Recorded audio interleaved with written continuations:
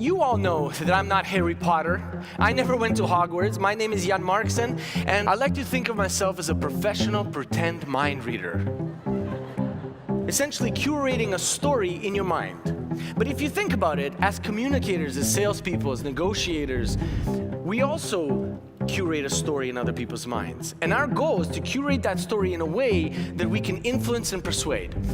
You see, to me, all that magic is a gap of information. You simply don't know how the magician went from point A to point B, but our minds, they don't like to not know. So we immediately come up with a snap assumption. We create some sort of explanation, a story. But this bridge is not based on facts, because when you're watching a magic trick or if you're on stage with your eyes closed, you don't have the facts, right?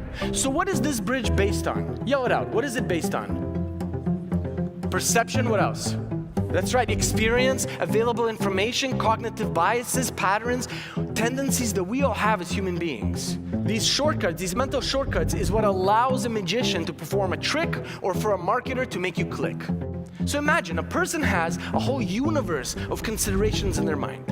But not all considerations are equal. You see, some of these considerations are directly linked to those behavioral patterns we just talked about before.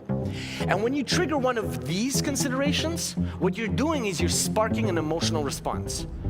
You're sparking pleasure or pain. You're sparking motivation. Most importantly, you're sparking action. So let's play a little game. I want to hear from everybody in the audience. This game is called, Can You Find the Magic Sparks?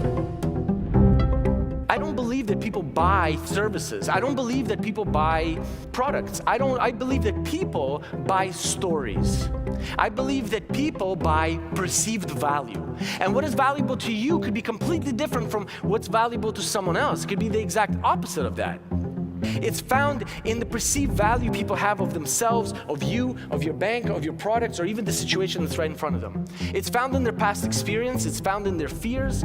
You could find those magic sparks rooted in the pleasure that people get from inaction, or in the perceived pain of action. You see, most people, they avoid these topics because it feels like it's a barrier, and the best thing to do is keep the elephant out of the room, right? But the truth is that these are actually the moments you have to poke at, because this is where the hidden opportunities to find the magic sparks are. No one cares how much you know until they know how much you care. This is the typical sales process, or traditional sales process, right? You meet with your client, we right away start telling them. We tell them about ourselves, about our bank, about what the interest rate is this month. We spend a considerable amount of time presenting features, rearranging features, comparing features to other features that our competitors have, right? And then here's the hardest part. It takes us forever, and it's really long. It's the closing, long and hard over here. Because you don't know exactly what they're thinking. You don't really know what they value. You don't really know how this is gonna play out. And so it always seems like a mystery, like you're playing in the lottery. So instead, I'm suggesting to flip this whole thing upside down. Here's this strategic trusted advisor approach. The first thing you do is you shift perspectives, because people don't make this decision in a vacuum. It's tied into a story about themselves in their own minds. I believe that if you take the time to master the ability of identifying those magic sparks, that's going to unlock not only effective communication, but your ability to persuade and influence. The moment you walk out of this room, the moment you get off that chair and you walk out of the room, you can try this out at lunch with your colleagues. You can try this tonight with your kids at home. You can do tomorrow in a meeting or even through an email. People won't remember what you've said. They won't even remember what you did. But people will never forget how you made them feel. Try out these magic sparks. Thank you, everyone. Thank you.